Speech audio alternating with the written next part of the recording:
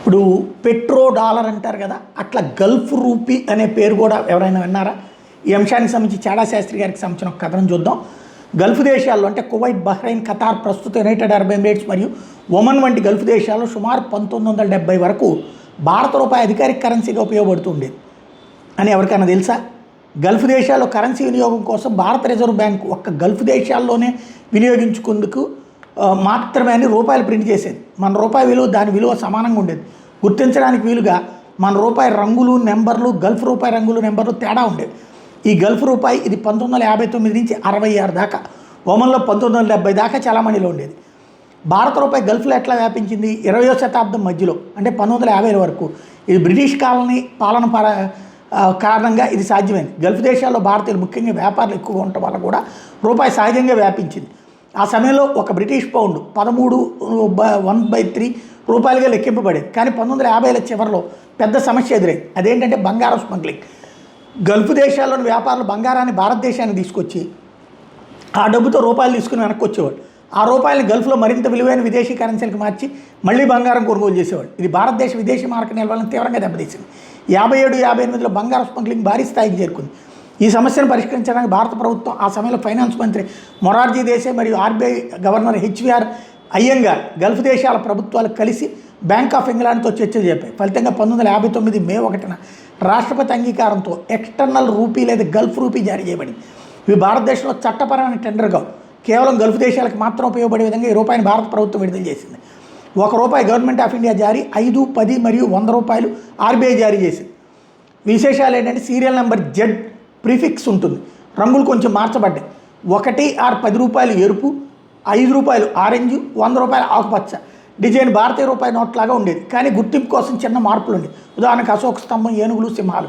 విలువ భారత రూపాయికి సమానం, 1:1 నిష్పత్తి.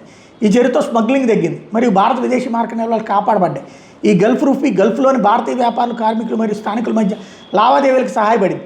ఆ సమయంలో గల్ఫ్ దేశాలు స్వతంత్రం కాలేదు కాబట్టి బ్రిటిష్ ప్రభావం కింద భారత రూపాయి సులభంగా అనుసరించబడింది.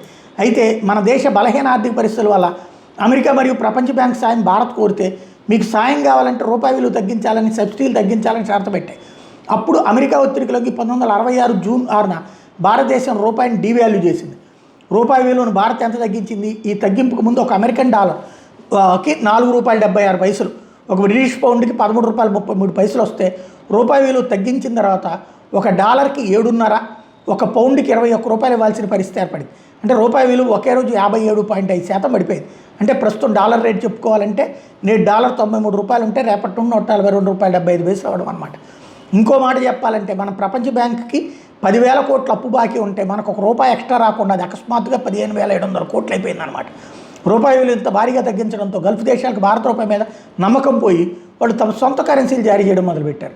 కువైట్ 1961లోనే దీనార్, బహ్రెయిన్ 1965లో బహ్రెయిన్ దీనార్, ఇప్పటికీ 100 ఫిల్స్ని రూపీ అని పిలుస్తారు.